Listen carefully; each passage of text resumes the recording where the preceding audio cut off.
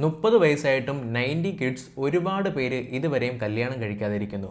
ഇതേ തെറ്റ് 2K kids ചെയ്യാതിരിക്കാൻ ഒരു പ്ലാൻ പറയാം. എക്സാമ്പിളിന് നിങ്ങൾക്കൊരു 22-23 വയസ്സ് എന്നെടുത്താൽ ഇപ്പോഴാണ് നിങ്ങൾ കോളേജ് കഴിഞ്ഞ് ജോലിക്ക് കയറിയത്.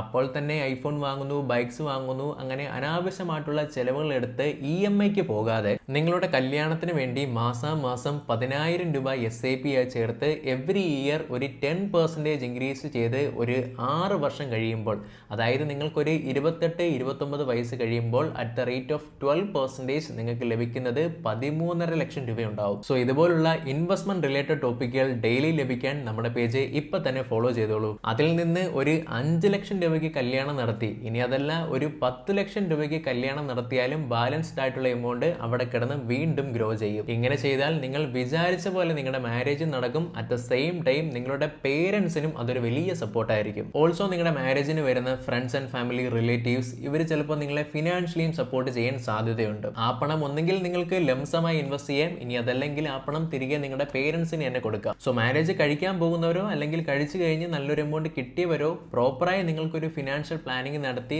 നിങ്ങൾക്ക് വേണ്ടിയുള്ള ഇൻവെസ്റ്റ്മെന്റ്സും റെഡിയാക്കി നല്ലൊരു വെൽത്ത് ഉണ്ടാക്കാൻ നിങ്ങൾ ആഗ്രഹിക്കുന്നുണ്ടെങ്കിൽ ഈ ഒരു നമ്പറിലേക്ക് നിങ്ങൾക്ക് കോൺടാക്ട് ചെയ്യാവുന്നതാണ്.